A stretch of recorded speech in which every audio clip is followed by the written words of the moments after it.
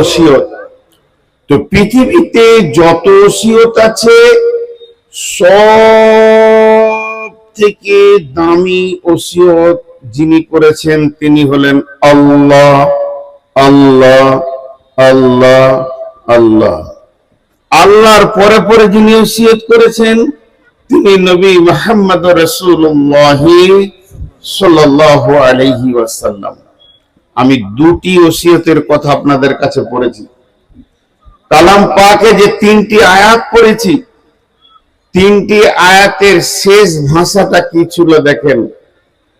বিসমিল্লাহির রহমানির রহিম, যালিকুম ওয়াসাকুম বিহি লাআল্লাকুম তাকিলুন। দ্বিতীয় আয়াতে যালিকুম ওয়াসাকুম বিহি লাআল্লাকুম তাযাক্কারুন। তিন নম্বর আয়াতে যালিকুম ওয়াসাকুম বিহি লাআল্লাকুম তাত্তাকুন। হাত দুটা ধরে বলছি, এই ওসিয়তটা নূর মোহাম্মদের নয়, ইয়ার মুখে ঝাঁটা মেরে দেন। স্বয়ং আল্লাহর ওসিয়ত। আমরা শুনিনি, ভাবিনি, ওই নজরে কোনোদিন আয়াতগুলো দেখিনি যে আল্লাহ আমাকে ওসিয়ত করছেন। সবাই নিজে নিজের মনে করি আমাকে বলছেন। পাঁচটা কথা বললেন, শেষকালে বলছেন যালিকুম ওয়াসাকুম বিহি, মহব্বতের সঙ্গে বলছেন এটা আমি তোদেরকে ওসিয়ত করলাম লাআল্লাকুম তাকিলুন, যদি তোর বিবেক থাকে তো কাজে লাগিয়ে নিবি। দ্বিতীয়তে বলল যালিকুম ওয়াসাকুম বিহি লাআল্লাকুম তাযাক্কারুন, যদি আমার ওসিয়তটা মনে রাখতে পারিস তো কাজে লেগে যাবে, স্মরণে যদি থাকে। তৃতীয়টা বলল যালিকুম ওয়াসাকুম বিহি লাআল্লাকুম তাত্তাকুন, যদি তোর দিলে আমার ভয় থাকে তাহলে আমার ওসিয়তটা গ্রহণ করবি। আর জালসা করলাম না, ছেড়ে দিলাম, যান। শেষ দোয়াটা পড়ে দিচ্ছি, এখন উঠে বাড়ি চলে যান। একটা বছর ভাবেন না শুধু আল্লাহ কি বলেছিল, আল্লাহ কি বলেছিল, আল্লাহ কি বলেছিলেন, আল্লাহ কি বলেছিলেন, আল্লাহ কি বলেছিলেন। কি এমন গুরুত্বপূর্ণ কথা সেই জায়গাটাতে লুকোনো ছিল যে আল্লাহর মতো ব্যক্তিত্ব সম্পূর্ণ মাবুদ বলছে তোদের বিবেক থাকলে বুঝবি, তোদের যদি স্মরণ থাকতে রাখতে পারিস তো বুঝবি, তোদের যদি আল্লাহ ভীরু হৃদয়ে আমার ভয় থাকে তো বুঝবি।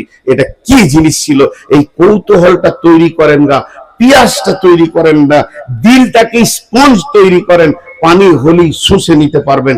আমাদের দিলটা স্পঞ্জ নাই, আমাদের দিলটা লেমিনেশন করা আছে প্লাস্টিক দিয়ে। আল্লাহ কোরআনে বলেছেন যে ওদের দিলকে মেরে দেওয়া হয়েছে, খাতামাল্লাহু আলা কুলুবিহিম ওয়া আলা সামিইহিম ওয়া আলা আবসারিহিম গিশাওয়াতু ওয়া লাহুম আযাবুন আযীম। সব পর্দা পড়ে গেছে, কান চোখ নষ্ট হয়ে গেছে। এটা আল্লাহ। আর রাসূল সাল্লাল্লাহু কি বলেছেন, হাদিসটা এই মর্মে বর্ণনা আছে দুই ধরনের। আল্লাহ নবী একদিন বলছেন আমি 10টা ওসিয়ত করব, কে নেবে, কে নেবে?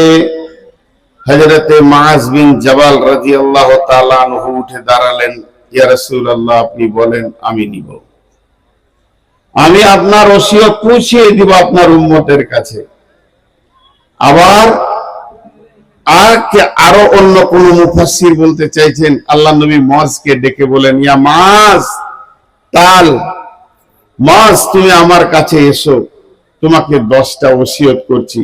যে হযরতে মুআজ বলছেন বিসমিল্লাহির রহমানির রহিম, ওয়ান মুআজ বিন জাবাল রাদিয়াল্লাহু তাআলা আনহু قال, হযরতে মুআজ বিন জাবাল রাদিয়াল্লাহু তাআলা আনহু বলছেন, মুআজ বিন জাবাল কেমন সাহাবী, মুআজ বিন জাবালের গুরুত্ব কতটা, ও আমার মা, ও আমার বোন, ও আমার বেটি, এই জিনিসটা একবার শোনেন। কিয়ামতের দিনে এক একটা সাহাবীর নবীজি এক এক রকম ফজিলত বর্ণনা করেছেন। ফজিলত হচ্ছে, আল্লাহর নবী একদিন আবু বকরকে ডেকে বলছেন, আবু বকর, তুমি কি জানো আল্লাহ তোমাকে কোন সম্মান দিয়ে রেখেছেন কিয়ামতের মাঠে? যেদিন মানুষ ত্রাহি ত্রাহি করবে, নফসি নফসি করবে, রে আবু বকর, সেদিন তোমার সম্মান এতটা বেড়ে যাবে। আল্লাহর 8টা জান্নাত আছে, 8টা দরজা, প্রত্যেকটা দরজা বলবে, আবু বকর আমার দিকে এসো, আবু বকর আমার দিকে এসো। বিশ্বনবী উমরের বর্ণনা করতে গেলেন। উমর কেমন লোক, উমরের ব্যাপারে কথা বলতে গেলেন, উমরের ব্যাপারে আলোচনা করতে গিয়ে বললেন, উমর রে, তুমি কি জানো কিয়ামতের মাঠে আল্লাহ তোমার সাথে কি ব্যবহার করবে?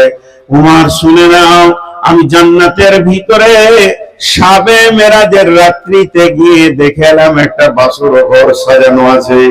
আমাকে জিবরাইল বললেন, ইয়া রাসূলুল্লাহ, এই বাসর ঘরটা কুরাইশের একটা যুবকের জন্য বানানো হয়েছে।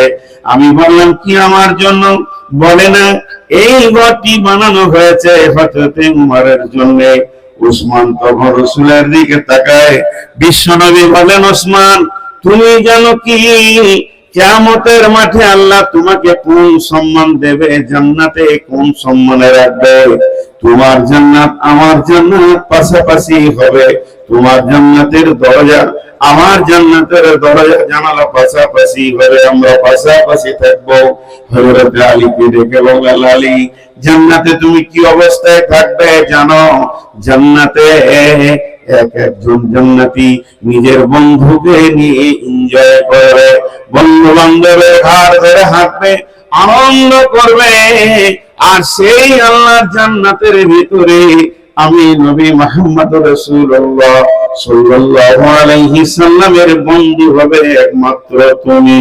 হযরত হাসান বলতেন, নানাজি, আমাদের ব্যাপারে কিছু বলেন। তোমরা কে জানো যে জান্নাতে হোসেন হাসান থাকবে না, সেই জান্নাতটা সাজবে না? তোমাদেরকে